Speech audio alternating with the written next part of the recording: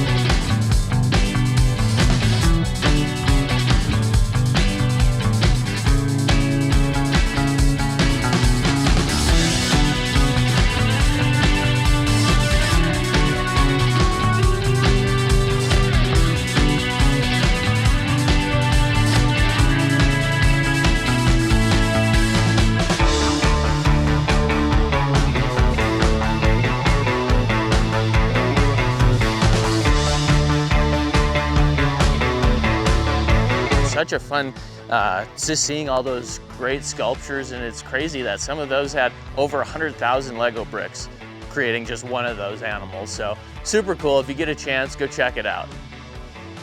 If you like this video, be sure to like, leave a comment, and subscribe so you don't miss out on more.